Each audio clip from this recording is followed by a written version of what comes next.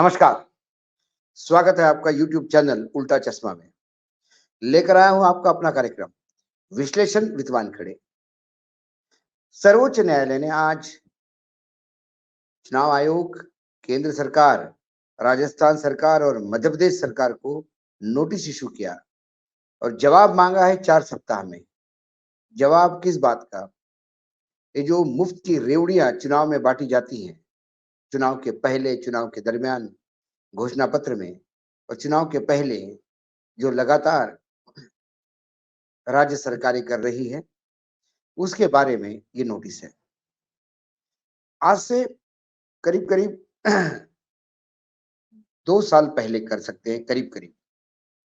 जनवरी 2022 में भाजपा के नेता अश्विनी उपाध्याय ने फ्री बीज यानी मुफ्त की रेवड़ियां बांटने को लेके चुनाव के समय सर्वोच्च न्यायालय में एक जनहित याचिका दायर की थी।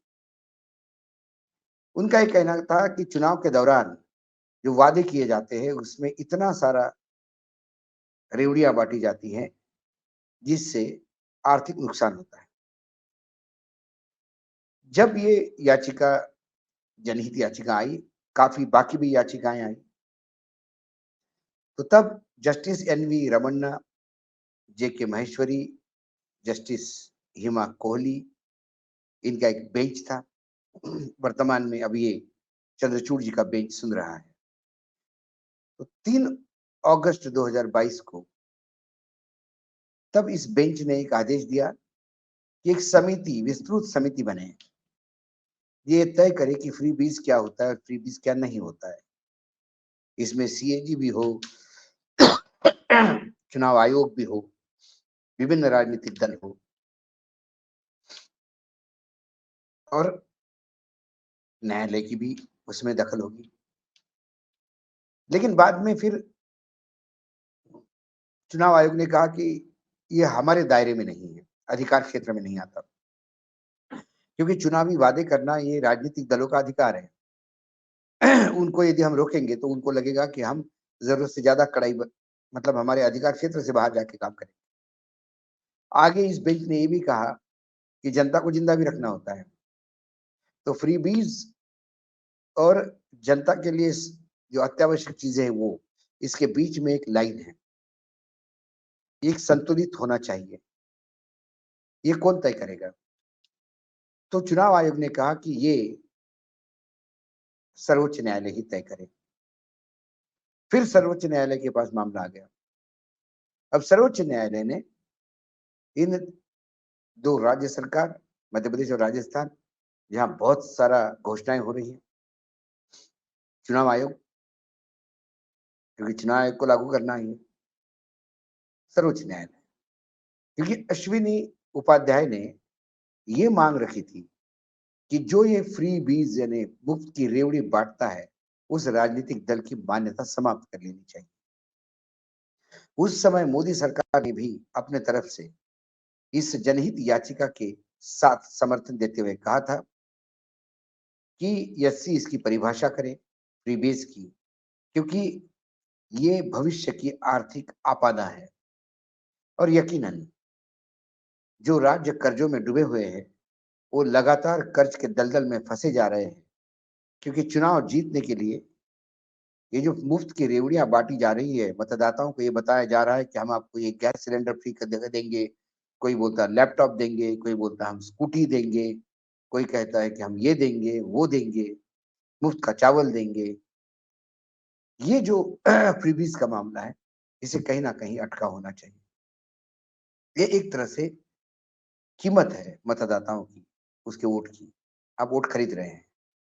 लेकिन ताज्जुब की बात लगती है कि जब प्रधानमंत्री नरेंद्र मोदी और उनकी सरकार, केंद्र सरकार, अश्विनी उपाध्याय के साथ खड़े हो जाते हैं कोर्ट में, कहते हैं कि बिल्कुल भविष्य की आर्थिक आपदा है, लेकिन फिर इस आपदा को लाने में केंद्र सरकार भी उतनी जिम्मेदार है। केंद्र सरकार भी ऐसी ही रेवड़ियां बांट रही है। एक तरफ कहते हैं कि देश में बहुत सारे लोग गरीबी रेखा के ऊपर आए हैं, हमारी इकोनॉमी वर्ल्ड की 5वीं इकोनॉमी है, तीसरी इकोनॉमी बनने जा रहे हैं, जीएसटी का कलेक्शन बढ़ रहा है, इसके मायने व्यापार बढ़ रहा है, अब विकास का पहिया घूम रहा है। ये जब तमाम बातें होती है, फिर 81 करोड़ लोगों को फ्री का अनाज अभी भी क्यों दे रहे हैं? कोविड के समय समझ में आ रहा था। कोविड के बाद भी कुछ दिन, कुछ महीने ये चल रहा था। लेकिन हमारे देश में चुनाव, क्योंकि एक देश एक चुनाव नहीं है, तो हर 3, 4, 6 महीने में कोई ना कोई राज्य के चुनाव आते हैं। और जब भी चुनाव आते हैं तो उस चुनाव को मतदाताओं को लुभाने के लिए ये योजना ज़बरदस्ती महीने दर महीने आगे खिसकी जा रही है। और कोविड के दौरान शुरू हुआ ये फ्री का अनाज आज भी बँट रहा है। किसानों को सम्मान राशि, एक तरफ किसानों की आय दुगनी करने की बात करते हैं, किसानों के लिए बहुत सारी योजनाएँ करने की बात करते हैं। जब इतना सारा एमएसपी देने की बात करते हैं, ये केंद्र सरकार ही करती है।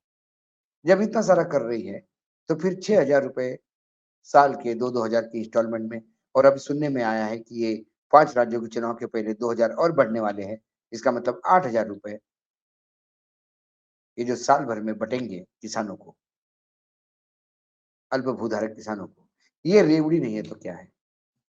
आप उनको भंडारण की जगह दीजिए, आप उनको बीज सस्ते दीजिए, आप उनको खाद सस्ते दीजिए, आप उनको बिजली दीजिए, आज उनको पानी दीजिए, फूड प्रोसेसिंग दीजिए ताकि उनका जो उपज है उसका ठीक से उपयोग हो। उनको ठीक से एमएसपी दीजिए, उनकी एमएसपी पे परचेज़ कीजिए।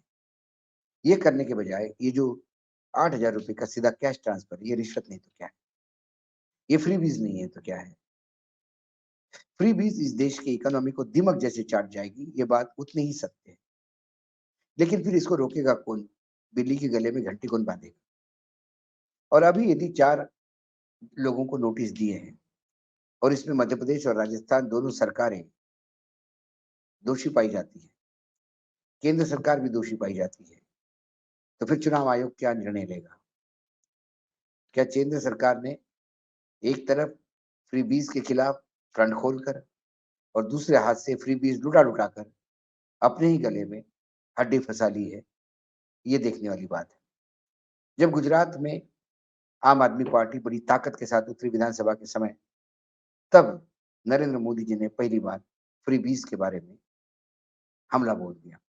क्योंकि आम आदमी पार्टी का मॉडल ही मुफ्त का लुटाओ और सत्ता में आओ, इस मॉडल पे है। जब आम आदमी पार्टी के लोगों से बात करते हैं तो वो कहते हैं कि मंत्री, संतरी, सांसद, विधायक, इन्हें जब फ्री की बिजली मिलती है तो फिर आम आदमी को क्यों नहीं मिलनी चाहिए? बात बराबर है। हमारे यहाँ कितने ऐसे सांसद, विधायक हैं, मंत्री हैं, जो गरीबी रेखा के नीचे हैं।